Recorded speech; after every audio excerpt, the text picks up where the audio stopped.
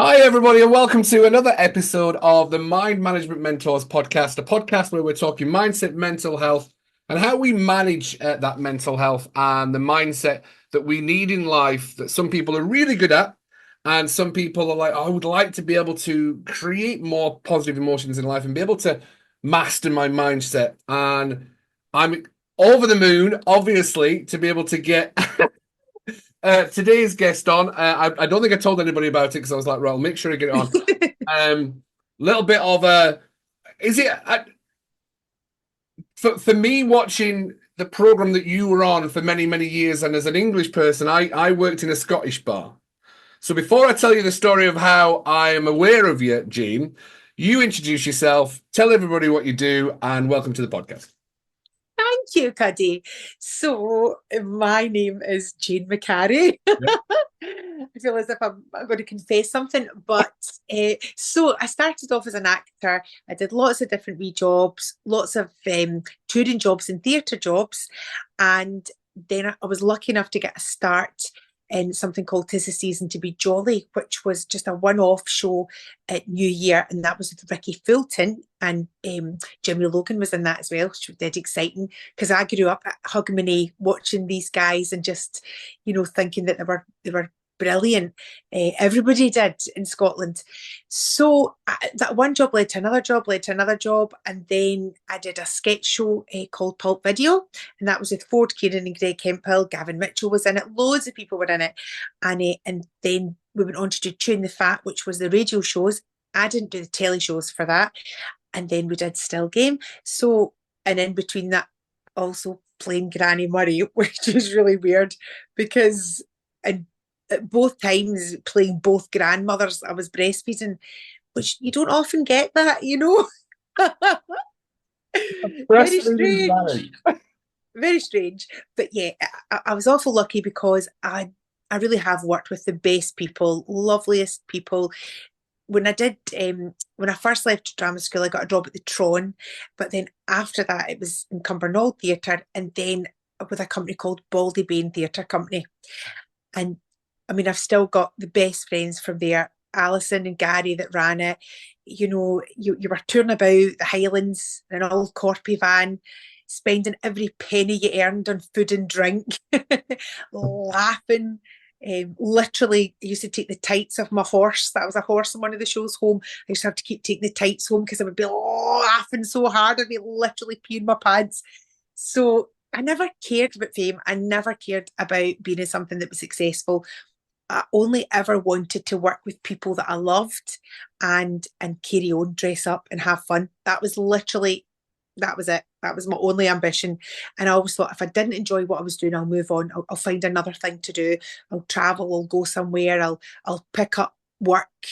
When I remember for a while I went back to Jordan Hill so I could do the teaching qualification. So I would always have something up my sleeve.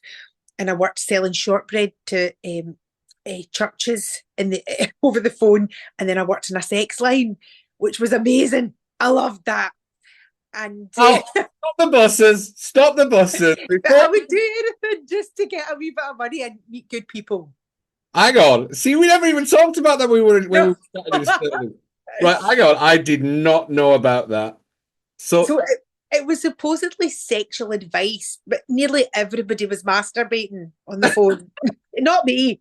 I was reading the Bella magazine on the sly, but So yeah, it's supposed to be a sex line for advice, for advice.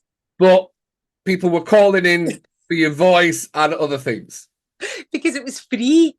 So they would talk about sexual things, and then I'd be on my way home, and Mark Cox would phone me, and he had a dog at the time, two wee dogs actually, and he would be phoning me like that. Jane, and I go, what are you doing? And they go, I'm walking the dogs up a hill. I go, okay, right, carry on as you were. I was just so used to everybody phoning with a question, but then just wanting to talk about rude things. But That it was a great place to work actually, and it also did give advice often to young girls who were maybe in trouble, or like you could put them into the family planning clinic or something like that if they needed to go and get the pill or whatever. So it did do a good service, but I think 95% of it was um was people using it inappropriately. Good on one part, but brilliant. And when we've chat because I genuinely whenever I talk to anybody, you always get that vibe, and we always talk about our vibe creates our tribe. We met at a charity gig in Perth, Yeah. and we genuinely did just hit it off straight away. To be fair, I really you were so down to earth, you were so natural, and the first thing I said to you is, so I'll do you know what? Before I talk about that, in case anybody doesn't know who you are, because you've touched on a few names, and in case a lot of people say, oh, I don't really know who those names Yeah. are. So you were Isa from Still Game. Isa from Still Game, a 72-year-old. So I was 31 when I started playing her. I'm 54 now. So it's strange because you really see yourself age. Like even my hands, I see that the skin is thinner. I've got blue veins. I've got, spots, age spots. They all had to be painted on when we started doing that. And then, as time passes, you get older, it's incredible how quickly it just kind of catches up with you. And when and I do talk about this quite often, I have never done a show where somebody hasn't said to me, "You're taller than I thought you were." And nobody ever says younger. They always say taller. Because I mean, obviously, me watching Still Game when I actually didn't know about anything about Still Game until I started working, strangely enough, in a Scottish bar in Fuerteventura. And the Scottish bar that I was working at had Still Game playing all the time, and I was like, "Oh my God, that's hilarious!" So for me as a kid growing up, I was brought up with Ramsay Nesbitt. That was always this kind of the Scottish comedy that I grew up with. And then I found and watched Still Game. Didn't know about Chewing the Fat. So I watched Still Game. I'm like, oh my God, that's hilarious. And I thought, oh, I remember watching Ramsay Nesbitt. So I'll go back and watch Ramsay Nesbitt. And I was like, oh, this is not funny. I mean, not as funny as what Still Game is. And I watched Still Game.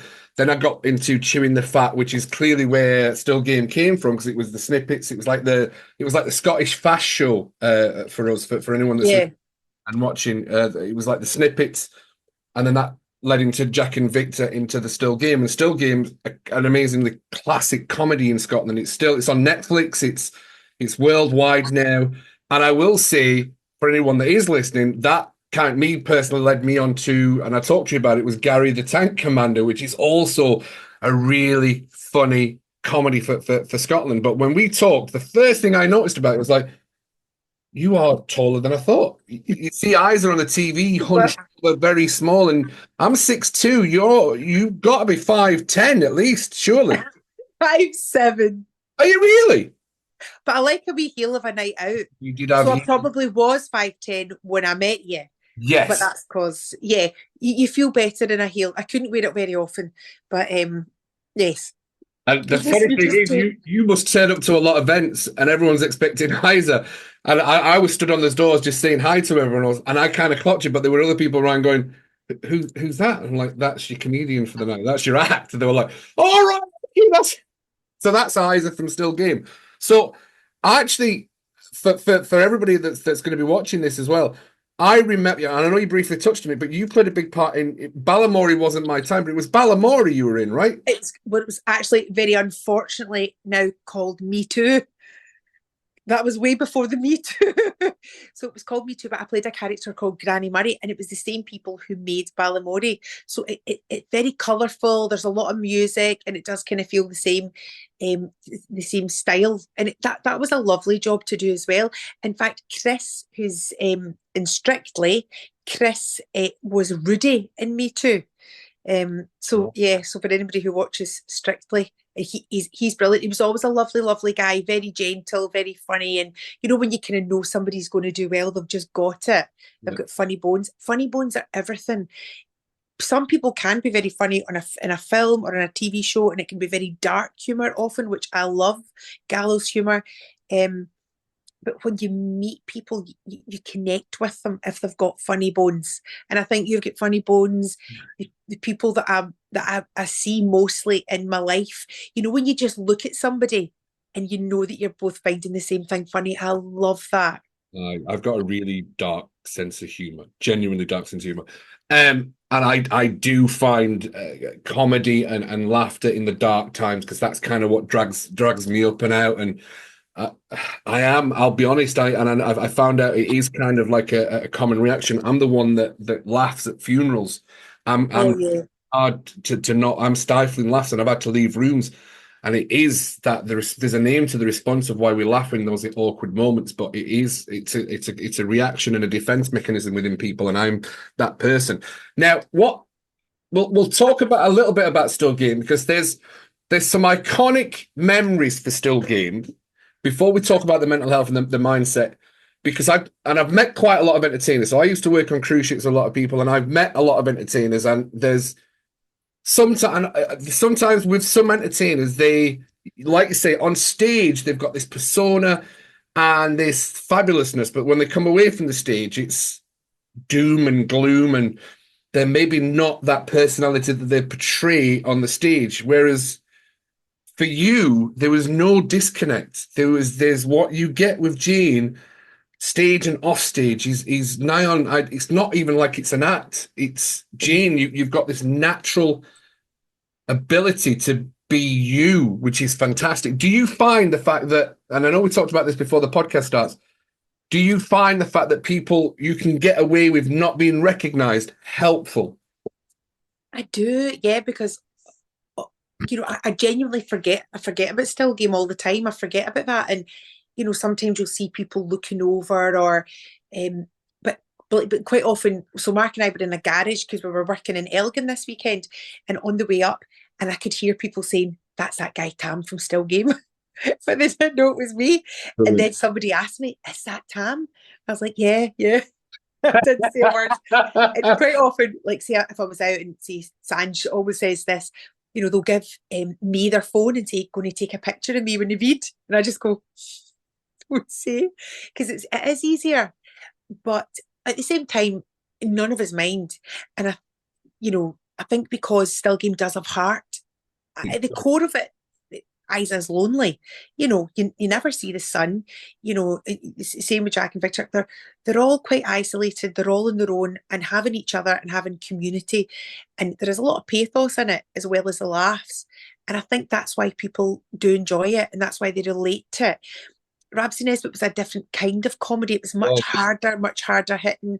It was a guy with a bandage and a string vest, and uh, a lot of people couldn't, they would maybe know those characters to some extent, but they couldn't really relate to them in the same way as if I said to an audience full of people, hands up if you're the Isa in your office, or if you get called Isa, or who's the Tam, who's the Winston, who's the Bob, is it everybody know a Bobby, the barman, Jack, Victor, whatever, and everybody knows those characters from their lives growing up. Yeah. And we really did love our characters, and we do love each other, and we've loved older people in our lives that we've had great respect for. And so there is a warmth that comes over, and there was a bond between us that you can't even always describe. Every one of us is a bit odd and a bit quirky. I don't think they would mind me saying that. We've all got a wee bit of something, like we would say, you're a wee bit to the side like Guruk, just a wee bit off. And I think that's maybe what comes across is the love between, like, we would be together, not on set. We would be together, and we would genuinely make each other laugh, which is another big thing. I mean, they're all really funny boys, all of them, every one of them.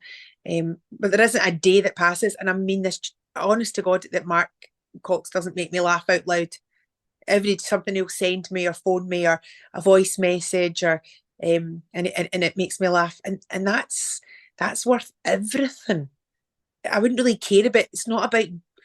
I know some people think it's about doing it. Of course, you want to do a good job, but honestly, it's never been about that for me. It's been about connecting with people, and whether it's been in a school that I've worked in, whether it's been on a sex line, it doesn't really matter. It's the connections with people that mean everything. Yeah. So before we move on from stuff, there's loads of things we're going to talk about. We'll get to the mindset and the mental health part of something that I did notice with you, but I want to talk about the iconic scenes. And you talk so fondly about the writing of the show and things like that, and you genuinely liked the fact that they'd wrote some little bit of raunchy parts for Isa.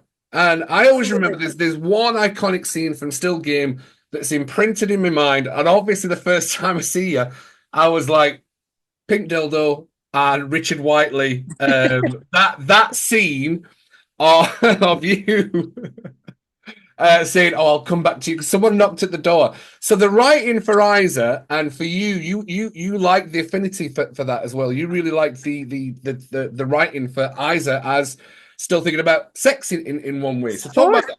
yeah, because I can't think of any other TV show where, I mean, there was wee suggestions of things like in the Golden Girls. Do you remember the Golden Girls where they still went, oh, but really to be kind of sexual beings Yeah, as for a woman beyond a certain age, you never see that. right. And yes, it was comedy, so you could get away with it. But yeah, Isa's got a dildo. And she had a relationship with Harry. She had a wee hoo-ha with Winston. She had another wee woo with Naveed, the Craig Ferguson, when his character came in at the end, and she wanted a relationship with him. You know, there was so many different things that she was still alive. Yeah, You know, and and we forget that. We forget that just because you get to 55, 60, 70, 72, that you don't want companionship, you don't want somebody to touch you. And I think that sometimes when I'm in a shop and there's maybe an older person in front of me and they're maybe, they're talking and that's, I hate when people rush them along. That might be the only person they'll speak to that day, that whoever's serving them.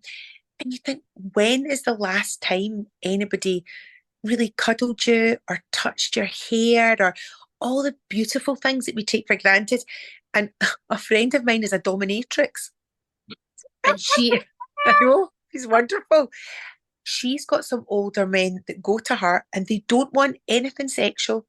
They just want somebody to touch them in a way that's not going to the chiropodist or the optician or the nurse to actually stroke them and touch them. And I think, what the hell's wrong with that? You know, you're lucky if you've maybe got grandchildren and you can bounce them on your knee or get a big cuddle or, all that. But if you don't have that in your life, like Isa didn't have grandchildren, she didn't see her son, she didn't have anybody really coming in and out that would sort of give her a cuddle or reassure her. And I'm 54. I would hate if I didn't have that. Will I get to an age where I think, I don't need that anymore? I don't think I will. I think no, I'll always want that. And I see my mum and dad. My mum and dad thrived into their 90s because they still had each other. Every time my mum and dad went out, they held hands. They always, do you want a cup of tea, Jean? Or what you want for your tea?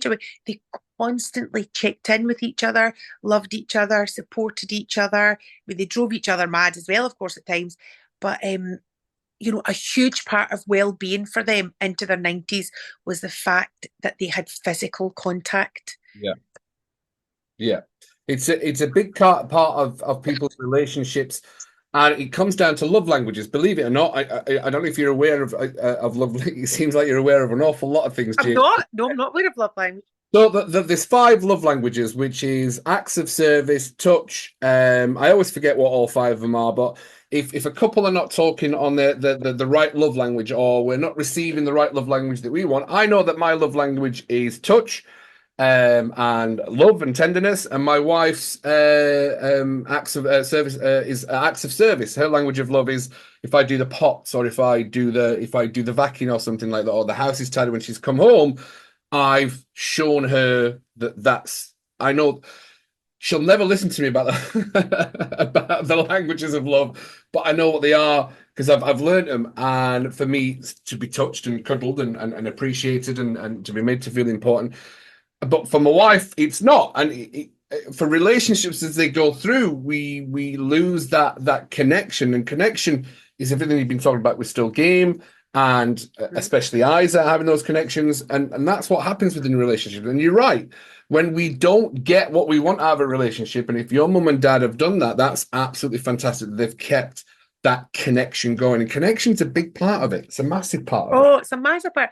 I remember coming home and like in the afternoon, say if I came in, and they would be playing something on my dad's stereo, it could be, and it would be the Ink Spots, or it would be, or it could be anything. My dad used to get the CDs out the Daily Mail. So it could be Gregorian chant one day, and then it could be Elvis the next day. I mean, it was so random. But I came in and so it was like one of the big bands that were listening to it, and they were dancing in the living room.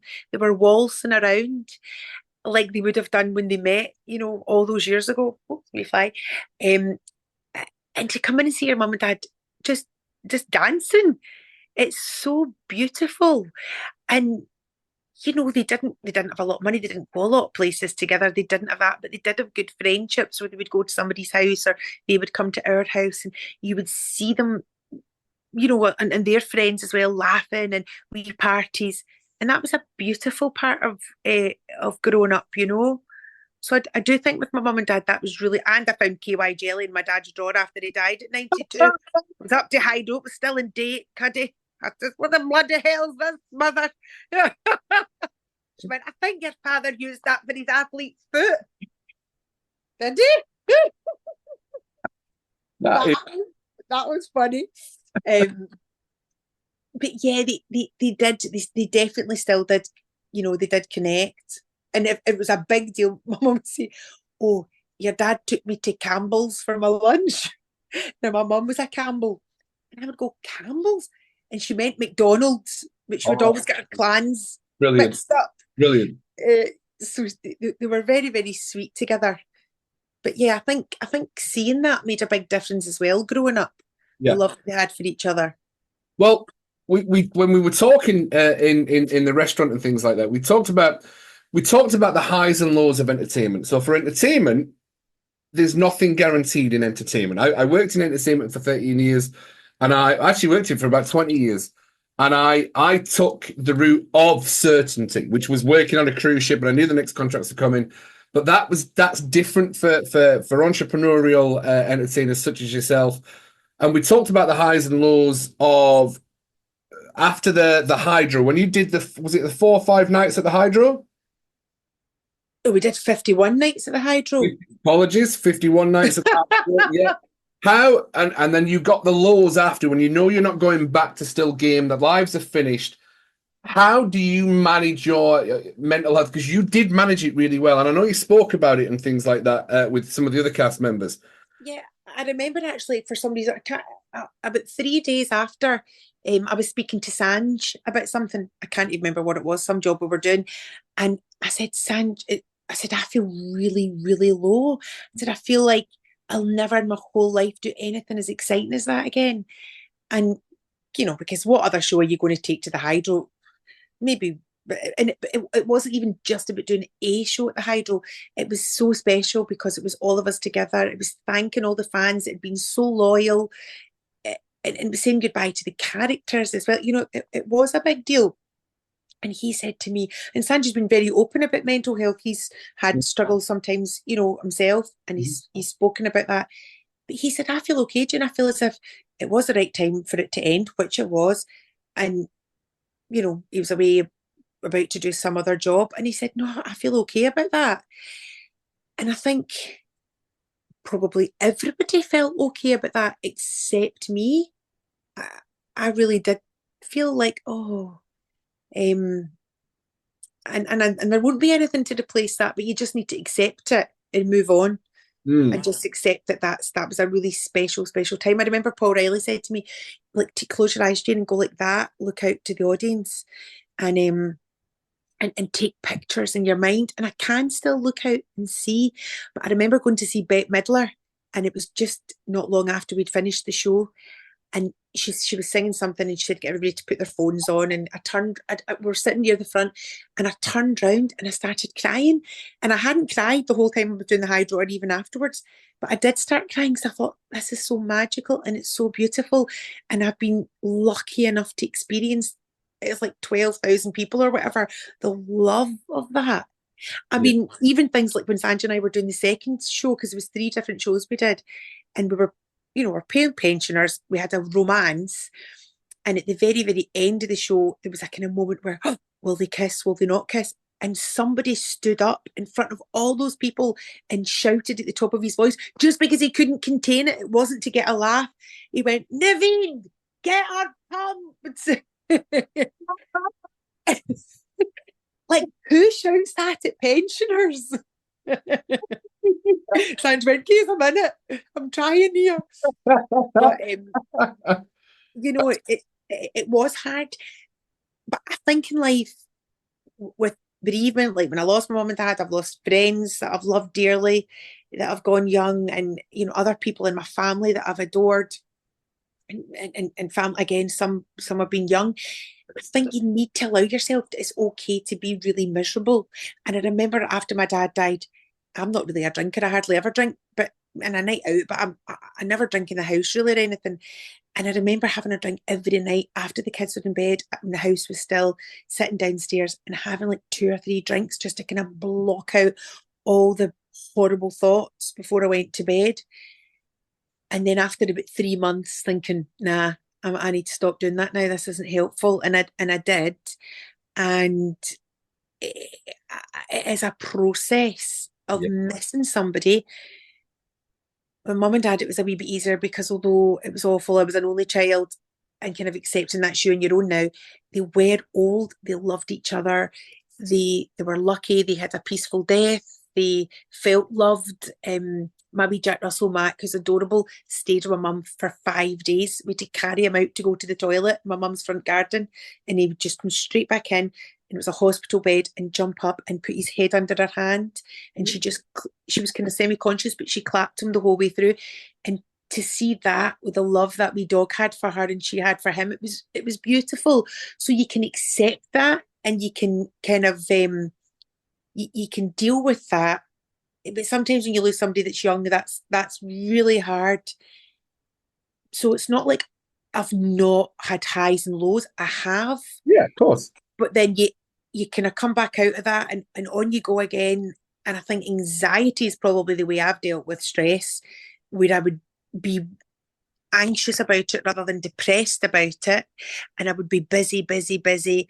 And my friend said to me, you can't keep being busy all the time. You're going to have to stop. And I think stopping's the hard part, and being still. So, that's been a struggle too at different times. But I'm sure because my mum and dad were my dad was born in 1923, my mum was born in 1928. They came through the war. They had family they've lost in the First World War. They came through the Second World War. My dad couldn't fight because he was in hospital for over a year with TB, and he couldn't get into the army after that, which then he had to kind of deal with too, Yeah. because your friends were away and you couldn't, and he went into the railway. But they lost so many people that they loved with TB, all these things. That they were very practical about life and death, and it was very much, this is a gift. You don't know how long you've got. Do not presume that you will be old. Do not presume anybody else is getting old. You you'd be very practical about death. And they were very practical about it. Yeah. And I was shown good examples of kind of grieving and how you cope with that. And my mum would always go, oh, you'll no go before your time and you'll no go after. And if life was easy and there was never difficult challenges, what would we learn? How would we grow? How would life be interesting? If somebody could give you the gift of complete peace and happiness and nothing ever to happen to you, that actually would be a miserable life as well. Mm-hmm.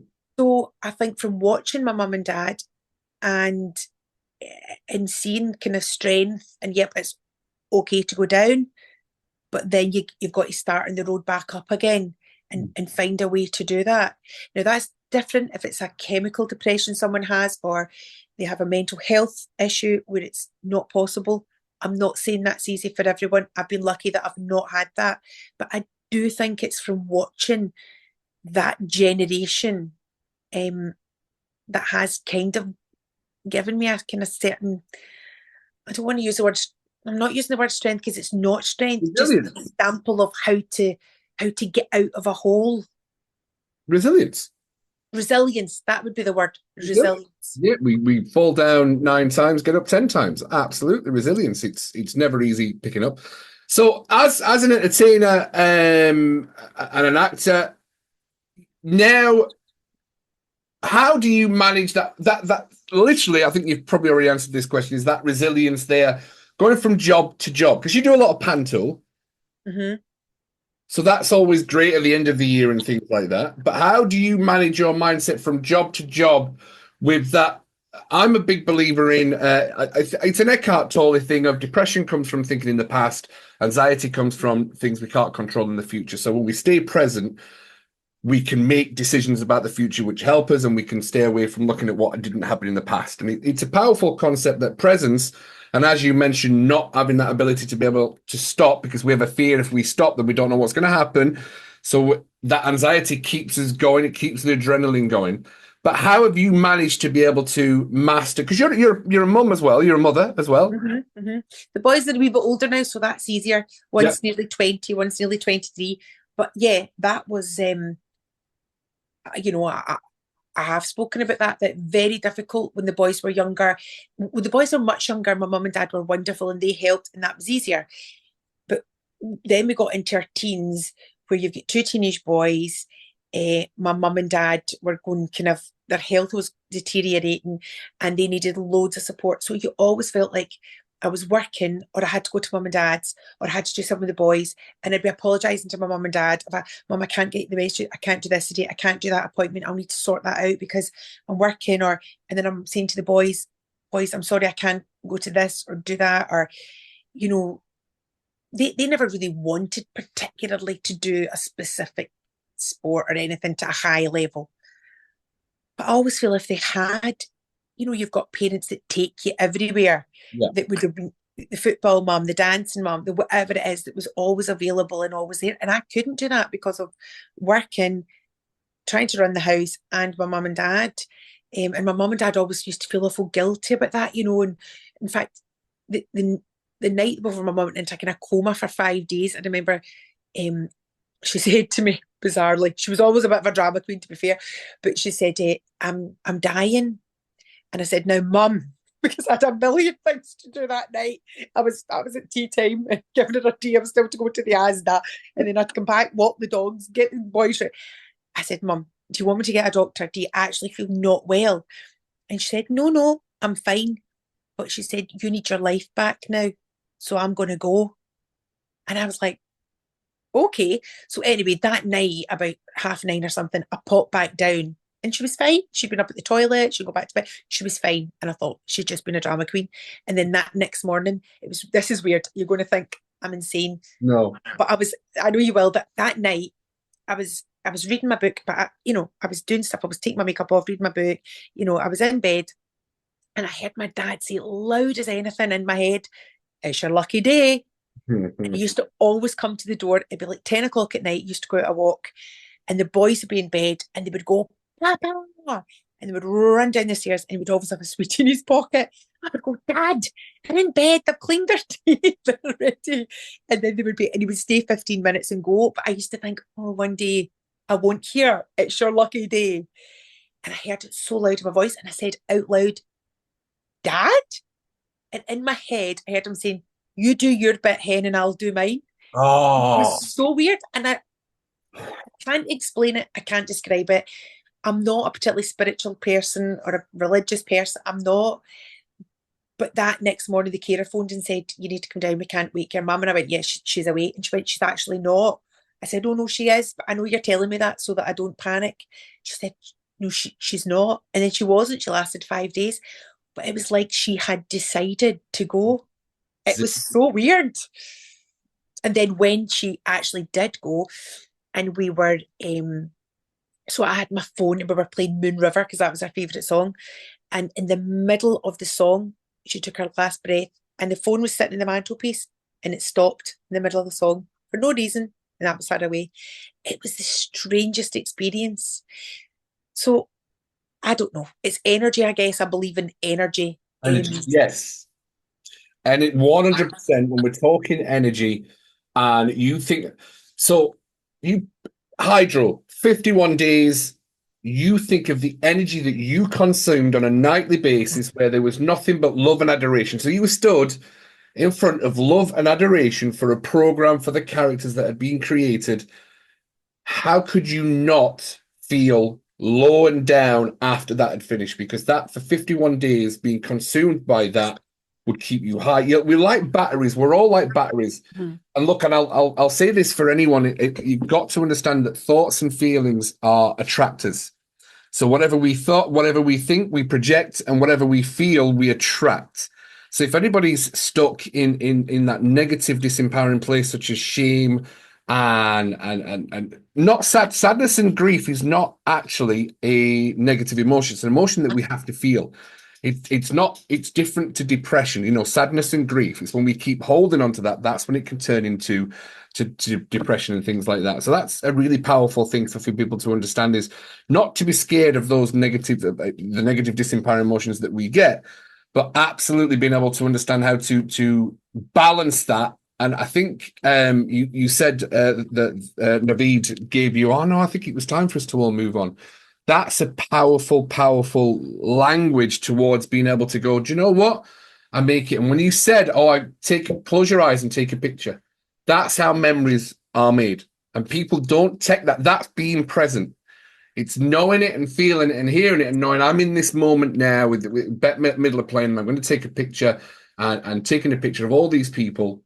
That is how memories are made. And you made positive memories. That's a positive anchor. For anyone who's listening, you can create positive anchors within your life so that when you start erring towards your negative, you can come back to that positive with those positive anchors. So that's actually a really powerful thing to do, Jane. So well done, you. That's amazing.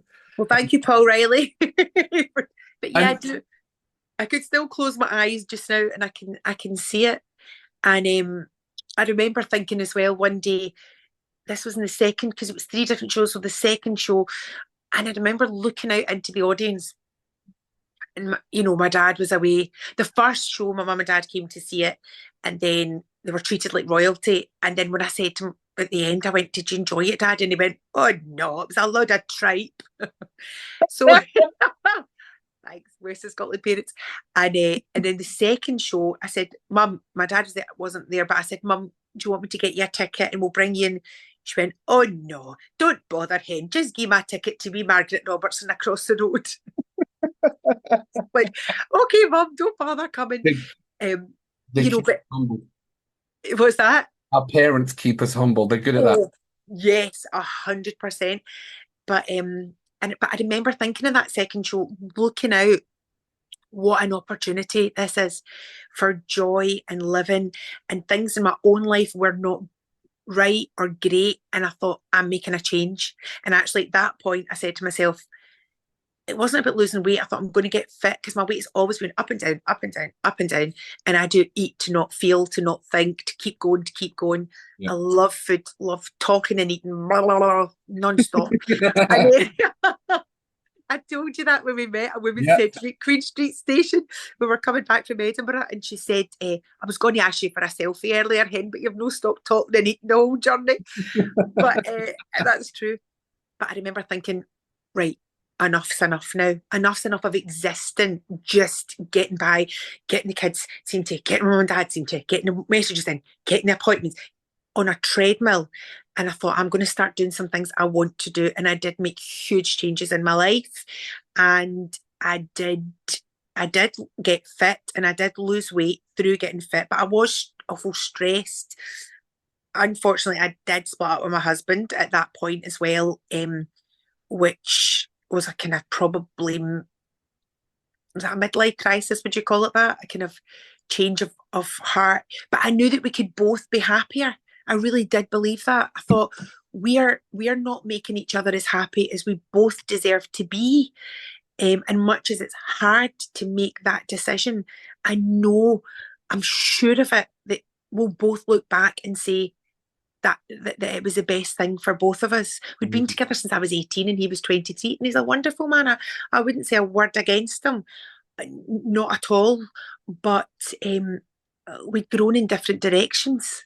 And you come in and you just talk about the dinner or the kids or you know, and uh, I would stand by, it's probably the right thing that we did.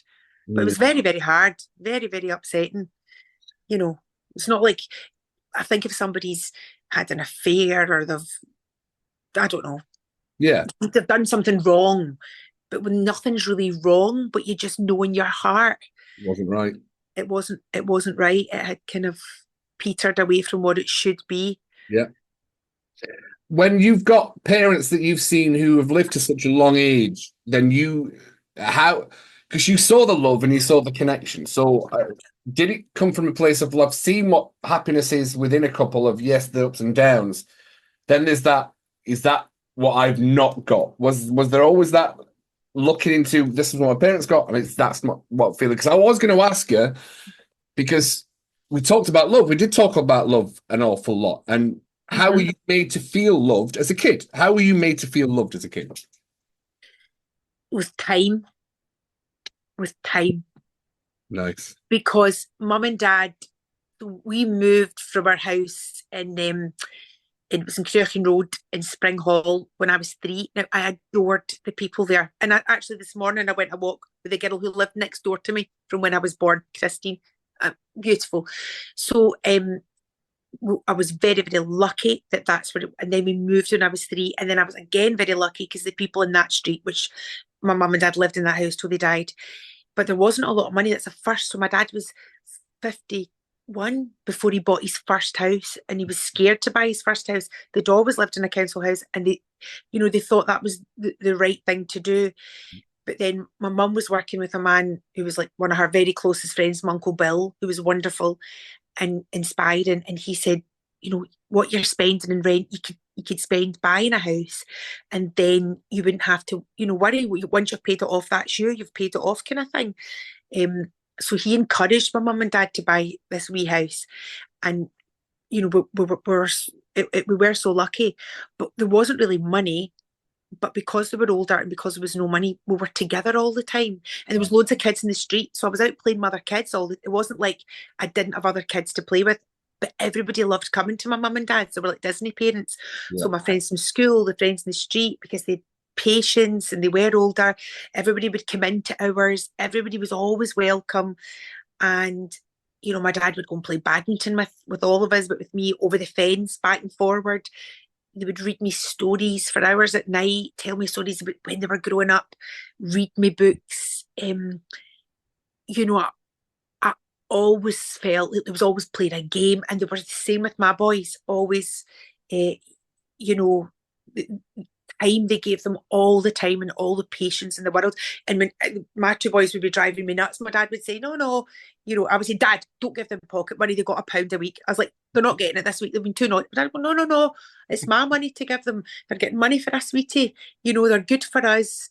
And the boys adored going there, and everybody loved going because it was always a sweetie drawer. Um, Yeah. so yeah, all the time in the world. That's what they gave me. Perfect. So I'm conscious of time and I know how busy you are. I know you've got loads of things to go on to do this afternoon and things like that. So what you've dropped some absolute pearls and wisdom because I've kept writing them down. I'm like, oh wow, that's beautiful. And you talk about I've love. never been accused of that in my whole life. No, you have dropped some absolute exquisite bombs of talking about love. Granny Murray was wonderful with her words of wisdom, but no me. I've obviously channeled Granny Murray. Yeah, no, and especially when we talked, I know we're going to wrap up and things like that, but when we talked and I'm a keen listener. Not to my wife, she'll tell you the same thing, but when I'm in chats and conversations or when I'm with my clients and things like that, I'm a keen listener because I'm listening up for certain things. But you had a rock solid mindset towards presence and towards not worrying about things in the future. And you'd mentioned that about other people around you. Like, we'll not worry about the things in the future because everything always works out in the past. So, what words and what pearls of wisdom is Jane McCarry gonna? Oh no. What are you gonna finish with?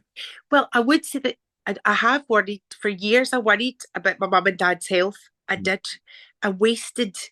That's what I would say. I wasted years when I did get really anxious and worry about things I couldn't control. I don't do that now so much. I am older, and you know, my mum and dad always tried to say to me, "Stop worrying. It'll be what it'll be." But I think that's the one thing if I could just change about myself and go back. stop worrying. Stop worrying. It's taken me an awful long time not to worry.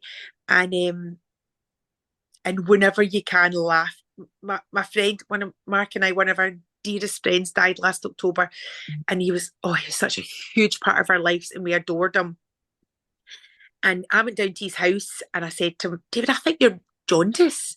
He went, don't be ridiculous. I said, I'm going to take you down to the doctor. I think there's something wrong. And he was dead 9 days later.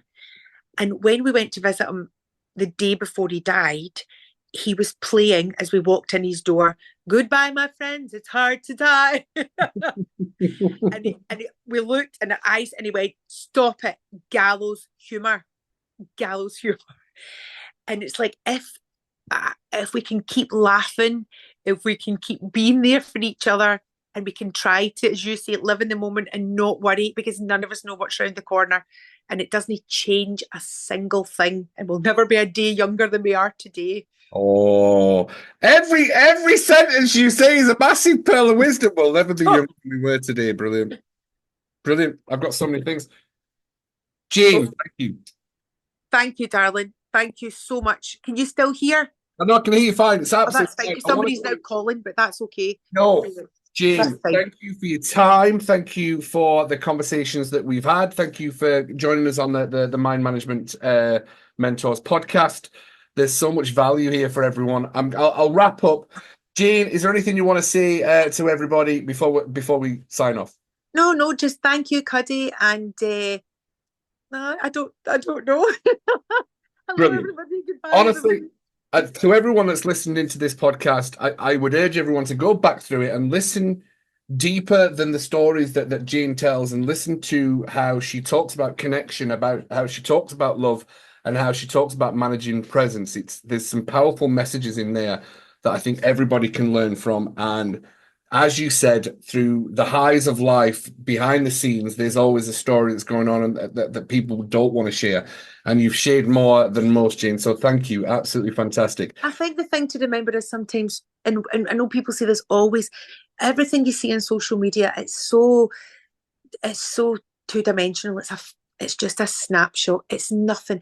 Everybody's life's got good and bad. No matter what you see, and no matter how great everybody else's situation looks, it never is. It's, we've been blessed to do something like Still Game, and every one of us have had struggles in different ways. Yeah. And and we have been lucky, and we have had each other. But everybody's life's difficult. That's what I would say. Brilliant. And wonderful. It is. Is that not entertainment, which is the joys and the sadness? It's the two clowns' faces, isn't it, for entertainment? There's always the highs and the lows, the smiles and the sadness, and we all wear masks through life, in all fairness. Your mask was fantastic, as Isa. However, the real Jane is so much brighter and so much more amazing. So thank you. Thank you very much. Thank you so much, Cuddy. Thank you. So thank you very much to everyone. As always, please remember, to everyone watching, if it's in the mind, it can be managed. And as always, big love from Cuddy, and we'll see you on the next podcast.